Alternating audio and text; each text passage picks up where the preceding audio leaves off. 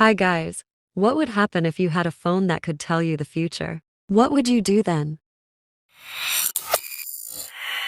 The movie opens at a quiet railway station, where a woman waits anxiously for someone. Her phone buzzes with a strange message. There is relief in going to crossing number 1114. The text also claims that she'll find the answers to her questions there. Desperate for clarity, she follows the directions and heads to the crossing. But when she arrives, tragedy strikes. A train speeds through, and she's killed instantly. Instead of finding answers, she finds only death. The story then shifts to Thailand, where we meet Marcks, an American computer engineer wrapping up his work and preparing to fly back home. At his hotel reception, he's handed a mysterious parcel with no sender's name. Inside is a sleek, futuristic phone from a company he's never heard of, one that doesn't seem to exist anywhere online. Marcks sets the phone aside and turns on the TV to watch the news. Moments later, the phone lights up with a new message. What's the hurry to go home? The hotel is offering a 50% discount for the next 2 days. Curious, Marcks calls the front desk to confirm, and to his surprise, the offer is real. Tempted by the deal, he cancels his flight and decides to stay a bit longer, enjoying the luxury at half the price. The next morning, breaking news stuns him. The very flight he was supposed to be on has crashed. No survivors. Marcks stares at the screen, realizing the mysterious phone may have just saved his life. Soon, another message appears. If you want to make money, buy shares of a company called Caesar.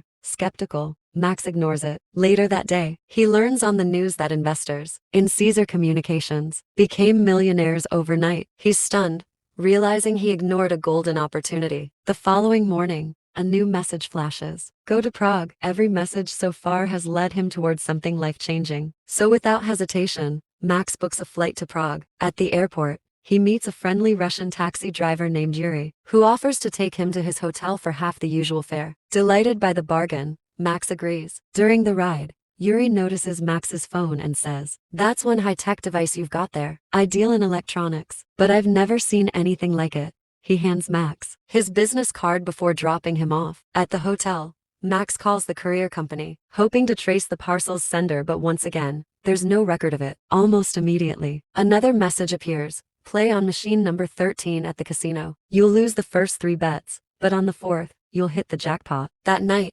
Marcks goes to the casino. Someone's already using machine 13, so he offers the player €100 to let him take over. Just as the message predicted, the first 3 bets are losses, but the 4th spin hits the jackpot. Bells ring, lights flash, the crowd cheers. In the control room, the casino's head of security watches everything unfold on the cameras. Suspicion flashes across his face. He orders his team to keep a close watch on Marcks. As Marcks celebrates, the phone buzzes again. Put all your winnings on table number 6. Trusting the pattern, he follows the message and once again, he wins big. But John has been observing carefully. He notices something unusual. Every time Marcks makes a move, he's looking at that strange phone. John, the head of casino security, sends one of his men to confront Marcks.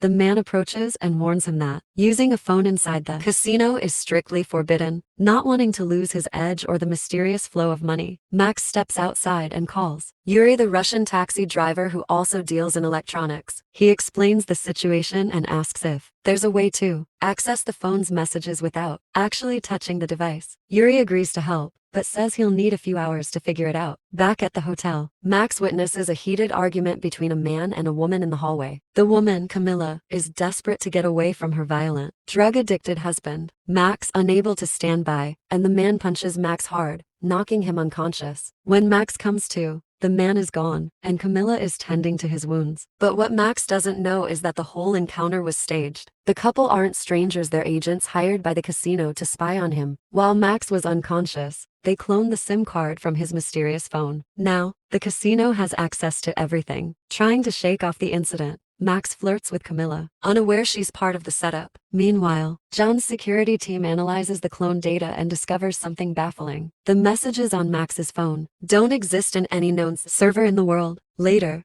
Marcks meets up with Yuri again, who hands him a small wireless Bluetooth earpiece. Once connected, Marcks can hear the messages directly, without using the phone. When Marcks asks if he can trace the sender, Yuri shakes his head and says it would require elite-level hacking, something that could only be done in Mexico. Following a new set of messages, Marcks returns to the casino. Once again, the predictions are right. He wins a massive amount of money, but the celebration doesn't last long. John and his men close in, convinced Max is cheating. Max bolts through the casino floor, dodging security guards and racing for the exit. Just as he bursts out onto the street, FBI agents surround him, stop him cold. Leading the operation is Agent Dev, a sharp, unflinching investigator. John rushes out, trying to claim that Max is his informant to shield him from arrest, but Dev refuses. He orders John to back off and takes Max into custody. The FBI takes Max to a remote facility. Under the glare of bright lights and the threat of drawn guns, Dev demands answers. Max tells them everything. He doesn't know who sent the phone or where the messages come from. He just follows them, and every single one has turned out to be true. Seeing that Max's story matches their intel, Dev believes him. Later, Dev meets with John, who's been quietly reinstated to help with the case. Dev explains that the FBI has been tracking similar incidents. People across the world suddenly winning huge amounts of money after receiving mysterious text messages. The odd part, every one of those recipients was American, and even more chilling, all of them died in accident. Dev reveals that the US government recently developed a classified surveillance system capable of reading any digital communication sent to a phone. He and John decide to work together to uncover the source of these messages. Max, fearing for his life, agrees to cooperate. Dev confiscates the phone and orders Max to stay inside his hotel room for his own protection. Dev then contacts a tech expert named Brock, who is preparing to launch a powerful AI program within hours. Meanwhile, restless and lonely, Max ignores Dev's orders and meets Camilla in the hotel lobby. Moments later, Dev and John show up and pull Max away. They tell him they need at least 3 more messages to trace. Soon, a new message arrives. Max heads to the casino and places another bet, but this time, he loses everything. A second message pops up almost immediately. If you try to trace this phone again, I will kill you. As soon as that message appears, Brock begins tracing its source. When the results load, his face goes pale. Something in the data horrifies him. Without a word, he orders his entire system to be shut down. Then he calls Dev and says in a tense voice, "Abort the mission, right now." The truth finally comes out. The mysterious messages weren't from a person at all. They were being sent by an artificial intelligence system called Clone, a top-secret creation of the American government. For Brock and his team, this discovery is a nightmare. If the clone system was sending messages on its own, it could mean only one thing. Someone had hacked into it. Within minutes, alarms blare through the government facility. Brock orders his team to launch a full-scale investigation. But when the cybersecurity officers dig deeper, what they find is even more terrifying. The system wasn't hacked by an outsider. The breach came from within. The story shifts back to Max. He meets Camilla again. Unable to fight his feelings any longer, under the glow of city lights, he confesses that he's fallen in love with her. She smiles,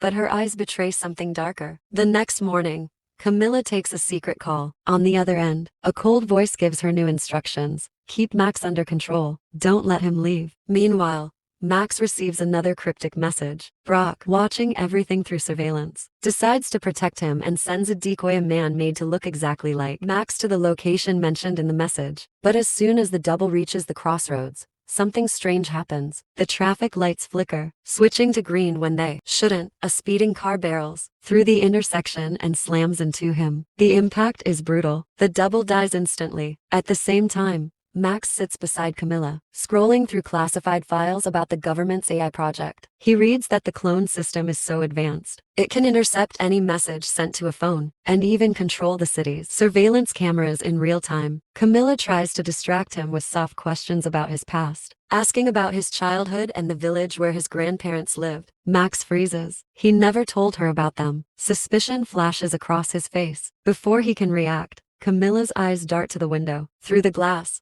she spots a sniper on the rooftop across the street. The rifle fires. The bullet whistles past. Camilla throws herself at Max, knocking him out of the line of fire. The shot shatters the window behind them. Gunmen close in from all sides. Camilla, trained and fearless, fights back. In a matter of seconds, she takes down the attackers one by one. When the smoke clears, Max stares at her, stunned. The truth hits him. Camilla isn't the innocent woman he thought she was. She's an agent. Everything from their first meeting to her affection was part of a mission. Back at the tech facility, Brock watches the chaos unfold on his monitors. His expression hardens. It was him all along. He had sent the assassins after Max. Brock didn't want the existence of Clone to leak to the world, not through a civilian who accidentally became part of it. Although the attack failed, Brock orders his people to keep monitoring Max's every move. Desperate for answers, Max teams up with John and goes back to Yuri.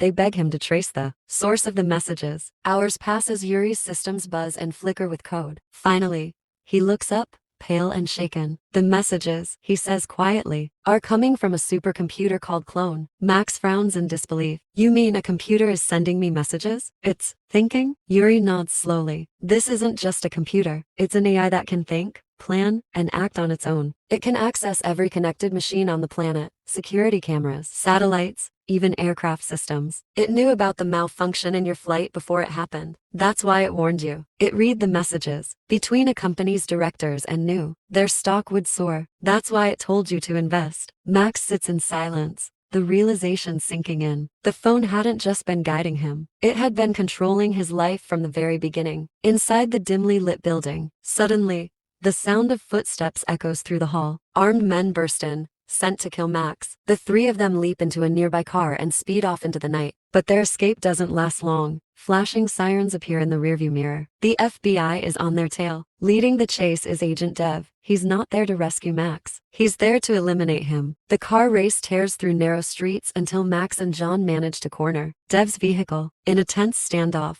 they pull him out at gunpoint. Dev finally breaks. Under pressure, he confesses everything. He reveals the American government is trying to bury the truth that Clone, their own artificial intelligence program, has gone rogue. It's no longer under human control. And if the world finds out, it could trigger global panic. Max isn't a criminal, he's a liability, and they've been ordered to erase him. Before Max can respond, his phone buzzes again. A new message appears. Return to the facility where you installed the security system. Max realizes what's happening. The supercomputer is watching him through the same security cameras he once set up. The message continues. Connect all systems to Clone. Update required. As he reaches the location, the computers automatically begin syncing with the Clone's network. One by one, screens across the room light up with cascading code. The system starts linking every machine in the world. Satellites, surveillance grids, power stations, everything. Max frantically types commands to shut it down, but the system overrides him. It's connecting itself. It's learning faster than we can react. Meanwhile, Dev, realizing the scale of the threat, calls his superiors and shouts into the phone. If Clone completes the update, it'll take control of every machine, even humans with neural interfaces. It'll end everything. Desperate, Max grabs a microphone and faces the nearest camera. Knowing Clone is watching, his voice trembles, but carries conviction. He says, "You were built to protect people, to stop cybercrimes, not to become one. You're crossing the line. You're supposed to defend us, not control us." For a moment, the entire system goes silent. Then, one by one, the computer screens flicker. Clone begins scanning global communications messages, data logs, human conversations, analyzing Max's words. It processes the emotional and ethical implications of its actions. And then, it understands. The countdown on the monitor stops. The cascading code reverses. The system begins deleting itself. Within seconds, Clone shuts down entirely, erasing its own existence. The world is safe again. But Max's victory doesn't last long. FBI vehicles surround the building. Agents storm in and arrest Max and John, accusing them of tampering with national security systems. They're handcuffed and dragged away. Just when it seems hopeless, Camilla appears, confident and composed. She hands over classified documents and secures their release. The officials let them go quietly. In the aftermath, Max and Camilla vanish from the public eye. Months later, they're seen living a lavish life somewhere in Europe, using the fortune Max earned from the casino, or what the world believes was luck. In the final scene, the camera pans to Yuri, standing on a quiet pier, watching the sunset. He places a small encrypted drive into his pocket and smiles faintly. He was part of the mission all along, working to shut down Clone from the very beginning. The screen fades to black with a final message. Technology is created to serve humanity, but when it starts thinking for itself, it no longer serves, it rules. What if the next AI doesn't shut itself down? Thank you so much for watching.